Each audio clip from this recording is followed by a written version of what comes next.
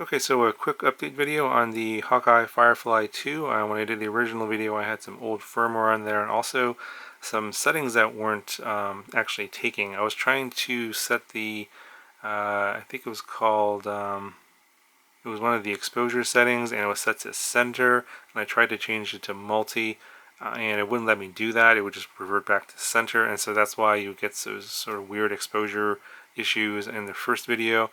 I've since updated to the newer firmware, and it does now stick, so that's actually the recommended setting for exposure is multi, because it actually uses the whole image, the whole frame, instead of just the center of the frame for setting the exposure, and that was a problem in the first video.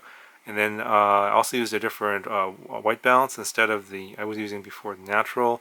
I switched it over to Hawkeye. That's what they recommended, and that's actually kind of a I would say sort of a flat image. So if you are familiar with GoPros, it kind of reminds me of the GoPro flat setting in terms of the Pro Tune, maybe just a little bit more saturated. So if you're looking for that kind of a look, you can start with that, and of course you have to probably color grade it because it's obviously it's very low contrast, low saturation for that setting. But that gives a pretty good image in terms of the image color and also the exposure in 2.5K. So I'm going to show you some more footage now.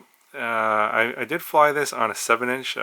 This was a GEP-RC Crocodile 7, and this was just the stock tune, stock everything. Had a lot of vibration. Now this camera does seem to be a little bit more prone to vibration issues than Jello.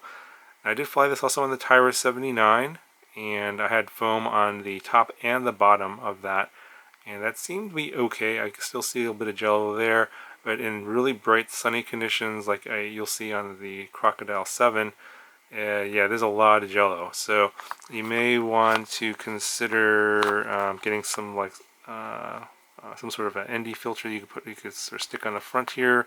I think there's some kind of film you could probably get that might cut down the light and help with those issues in terms of Jello. Yeah, that's probably actually a topic for a future video down the road. But this camera does, even with a lot of foam and vibration happening, if your craft is got some vibration issues like the one I have, you're going to see quite a bit of Jello. So keep that in mind. I don't think it's 100% the camera, because I did fly it on the Tyra 79 and it had less Jello. So, but yeah, I think this camera does seem to have seem to be a little bit more prone to Jello than say some other cameras, and so you're probably going to have to be even more creative in mounting this.